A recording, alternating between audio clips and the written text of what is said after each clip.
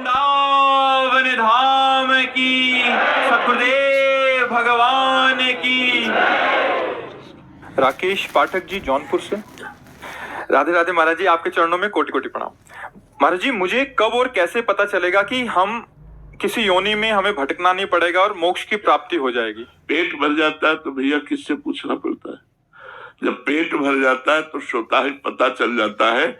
ऐसे पहली बार जब हमारा काम हो जाएगा ना, तो हमारा हृदय कह देता है हमारा काम हो गया। और दूसरा लक्षण है, जैसे बुखार उतर जाता है तो थर्मामीटर डालो तो बता देता है ना कि आपका बुखार उतर गया। तो ये शास्त्रों में कुछ ऐसे श्लोक पाए गए हैं जो थर्मामीटर की तरह है, अपने में डाल के देख लो। अगर वो लक्षण है तो आप जीवन मुक्त हो गए, आपको दोबारा जन्म नहीं होगा। निर्मान मोहा जित संग दोषा अध्यात्म नित्या विनिवृत्त कामा द्वंद्वैर्विमुक्ता सुख दुख संगै गच्छन्त मूढ़ा पदमव्ययम तत्। जिसको कभी मान अच्छा नहीं लगता, और बताओ सबको मान अच्छा लगता है ना? जिसको कभी मान अच्छा नहीं लगता, ये मोक्ष प्राप्त महापुरुष के लक्षण, उसका अब जन्म नहीं होगा। हम लोग देखो सब उल्टा है, मान बड़ाई सबको प्रिय है ना, उसको प्रिय नहीं होती। जो मोक्ष पद का अधिकारी हो चुका है उसको मान बड़ाई प्रिय। सम्मानम कल्याति घोर गरलम। जैसे बढ़िया खीर हो और उसमें संखिया जहर मिला हो और आपको पता हो तो आप खाओगे क्या? आप दूर से कहो ना भाव ना। तो सम्मान वो खीर है जिसमें संखिया जहर मिला हुआ है, अभिमान का। जो ही सम्मान स्वीकार किया जाता है तो साधना से नष्ट किया हुआ देहाभिमान भी पुष्ट हो जाता है। इसलिए जो मोक्ष पदाभिलाषी जन है, या जो मोक्ष अधिकारी जन है, या जो भगवत प्राप्ति करने वाले महापुरुष हैं, वो मान से दूर रहते हैं, मान स्वीकार नहीं करते हैं। उनका चाहे लाखों लोग प्रणाम करें, वो अंदर से मान स्वीकार, निर्मान अमोहा। उनका किसी से मोह नहीं होता, निर्लिप्त रहते हैं। एक बार किसी ने उड़िया बाबा से कहा, अच्छा बाबा हम जा रहे हैं, तो बोले हमने बुलाया कब था तुम्हें? बिल्कुल अमोह, निर्मोह। मोह शब्द महापुरुषों में नहीं होता। मोह सकल व्याधिन कर मूला, ये समस्त व्याधियों का मूल है।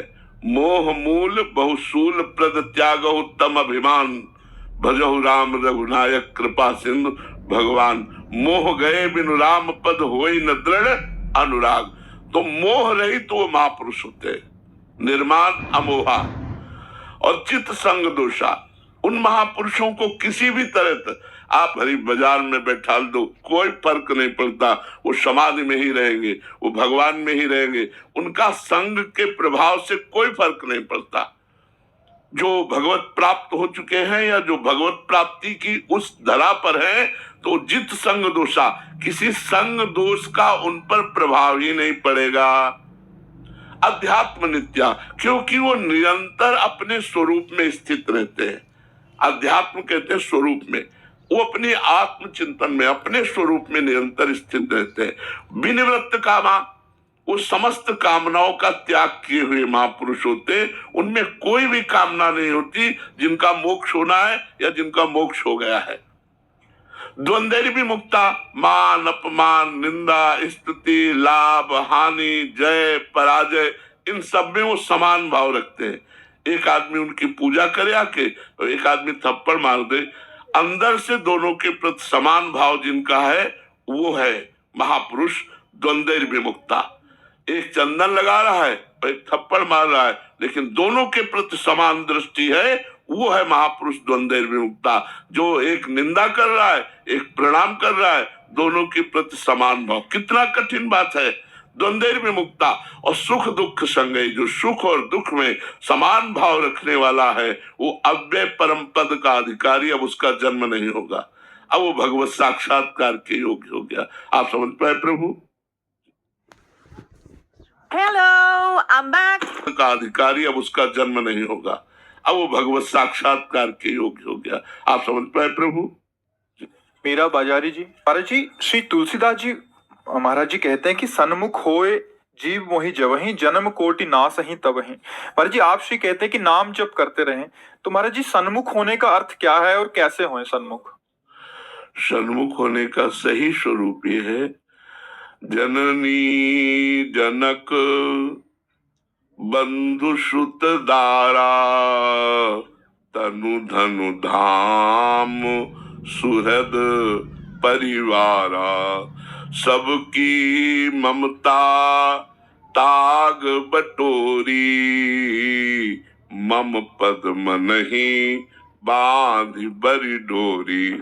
भगवान स्वयं कह रहे हैं, माँ से जो ममता है, जो पिता से ममता है, जो पुत्र से ममता है, जो शरीर से ममता है, जो पत्नी से ममता है, जो मकान में अपनापन है, जो जो जहां जहां तुम्हारा प्रेम बटा हुआ है, उस सब को समेटो और समेट कर मेरे चरणों में लगा दो। भगवान के चरणों में समस्त ममता का समर्पित होना, ये भगवत सन्मुखता है। सन्मुख हो ये जीव मोहि जबहि, जन्म कोटि अघ नासं तबहि। करोड़ों जन्मों के पाप उसके नष्ट हो जाते हैं जब भगवान की शरण में जीवा जाता है। भगवान की शरणागति कोई छोटी मोटी स्थिति है? अपने शरीर का भी प्रेम भगवान के चरणों में, शरीर की भी कोई परवाह नहीं। अब जोई प्यारो करे सोई मोहि भावे।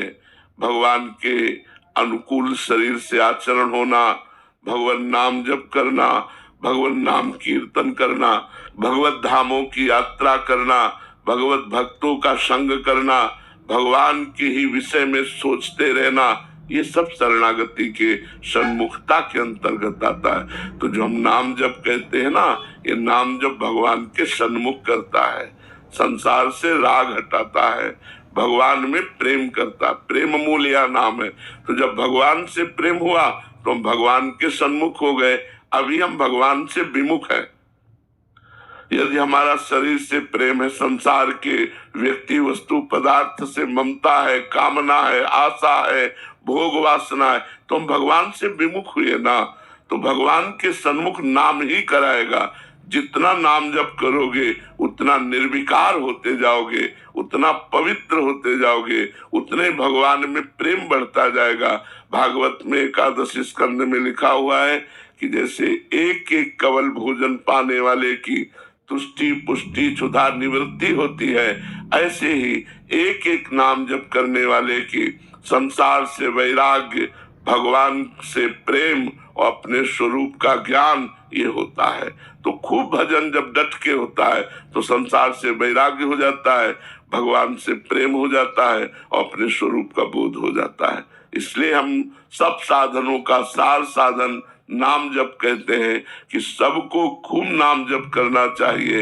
यदि नाम जप है तो तुम्हारे पाप नष्ट होंगे, तुम्हें सुख प्राप्त होगा, भगवान की सन्मुखता मिलेगी, तुम्हें भगवत प्राप्ति होगी।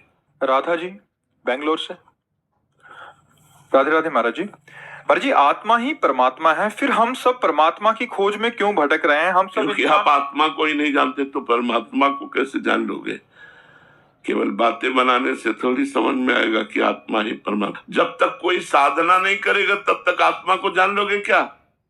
इतने लोग बैठे हैं, सब बताओ, 3.5 हाथ के घर में रहते हो, ये घर है तुम्हारा, इसे घर कौन मानता है? सब अपना स्वरूप मानते हैं इसे, सब मैं मानते हैं इसे, और ये घर है। इस घर में वो परमात्मा विराजमान है। 3.5 हाथ के शरीर में आप अपने से कब मिले? हमें उत्तर कोई दे दे। आप अपने से कब मिले? अपने से मिल लोगे तो परमात्मा से मिल लोगे। आत्मा ही परमात्मा है, परमात्मा ही आत्मा है। आत्मबोध जिसे हो गया वही मोक्ष को प्राप्त हो जाता है। जो आत्म साक्षात्कार कर लेता है वही भगवत साक्षात्कार की योग्यता प्राप्त कर लेता है। तो आत्मा को जानना कोई आप सरल काम समझते हो? ज्ञान मार्ग से, ज्ञान के पंथ कृपान के धारा, परत खगेश लगे नहीं बारा। जान लो आत्मा तो तुम ही हो, तत्त्वमसि, तुम ही हो वो जिसकी खोज करना है, किसी और की नहीं। तत्त्वम आशी, तत् माने वह, त्वम माने तुम ही हो, तुम ही हो। करो, अभ्यास करो, साधना करो, इतना भजन करो कि स्थूल शरीर छूट जाए राग, सूक्ष्म शरीर का राग छूट जाए, कारण शरीर का राग छूट जाए, फिर अपने आप में स्थित हो जाए। यही तो ब्रह्माकार वृत्ति है।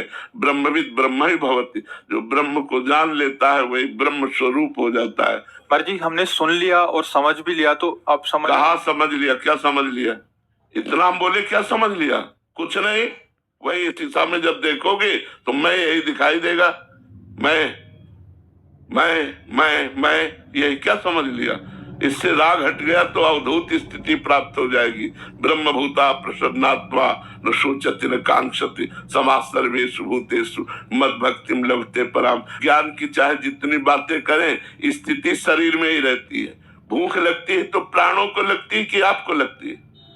प्राणों को लगती है, लेकिन आप व्याकुल हो जाते हैं। आपको उस समय ज्ञान रहता है कि प्राणों का धर्म है भूख प्यास, मेरा धर्म नहीं है। ये मैं नहीं देख रहा, देखने का नेत्रेंद्रिय का विषय है। सुन नहीं रहा, सुनने का श्रवणेंद्रिय का विषय है। मैं तो सबसे अलग हूं। कहाँ ज्ञान? ये राधा राधा जपो, राधा राधा, इसी से मंगल हो जाए। कलयुग केवल नाम आधारा। हम ऐसे नहीं बोल रहे, बहुत सब शास्त्रों का स्वाध्याय करके संत चरण रज से आप प्रभावित होकर जो संतों से सुना वो बोल रहे, खूब नाम जप करो, इसी से मंगल हो जाएगा।